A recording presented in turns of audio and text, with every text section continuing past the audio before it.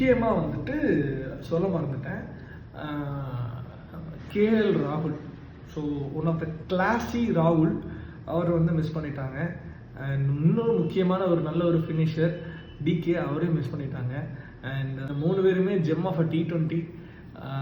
எனக்கு தெரிஞ்சு கில்லியும் ஜெய்ஸ்வாலையும் எடுக்கிறத விட இந்த 3 பேரை எடுத்தால் கண்டிப்பாக வந்துட்டு டீமும் கொஞ்சம் நல்லாயிருக்கும். நீங்கள் இவ்வளோலாம் யோசிக்காதீங்க. எனக்கு வயிற்றுச்சலாக இருக்குது, எனக்கு டிகே எடுக்கல, ஓகே பண்ட்டு ஓகே, பட் ஆனால் பண்ட்டு டெஸ்ட்டுக்குலாம் பண்ட்டு ஓகேவாக இருப்பாருங்க. T20க்கெலாம் பண்ட்டு இப்போதைக்கு இப்போ தான் ரெக்கவர் ஆகி வந்துகிட்டே இருக்காப்புல. ஓகேவா? ஸோ பண்ட்டுக்கெலாம் இன்னும் டைம் எடுக்கும். அவருக்கெலாம் டைம் இருக்குது நிறையா.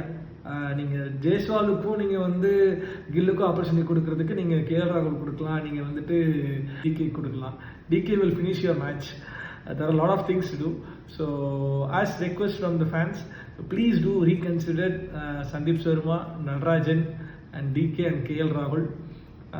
நீங்கள் இந்த ஹார்திக் பந்தியா, இந்த அர்ஷித் சிங், சிராஜ் இவங்கெல்லாம் எடுக்கிறத விட இந்த சந்தீப் சர்மாவும் நடராஜனும் கேஎல் ராகுலும் தினேஷ் கார்த்திக்கும் ரொம்ப ரொம்ப வேல்யூபுளான ஒரு பொக்கிஷங்கள். இப்போ தெரியாது, சிராஜை போட்டு இந்த ஆஸ்திரேலியாக்காரங்க பழக்கும்போது உங்களுக்கு தெரியும். அப்போ யோசிப்பீங்க எடுத்துருக்கணுமே நடராஜனை அப்படின்னு யோசிச்சிருப்பீங்க. அப்புறம் நீங்கள் லாஸ்ட் மேட்ச்சில் அந்த முகமது ஷாமி பண்ண மாதிரி தான்.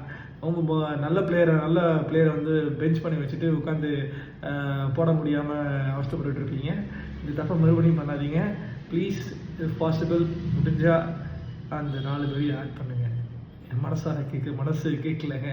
இந்தியன் டீம் கண்டிப்பாக கப்படிக்குன்னு சொல்லிட்டு எல்லாரோட ஃபேன்ஸ் சார்பாக வேண்டிக்கிறேன். இல்லைன்னா ஒன்று தான், ஆஸ்திரேலியா கப்பை ஜெயிச்சுட்டு போகிறவங்க வழக்க போல அப்படின்னு சொல்லிட்டு போயிட்டே இருக்கேன். Thank you so much.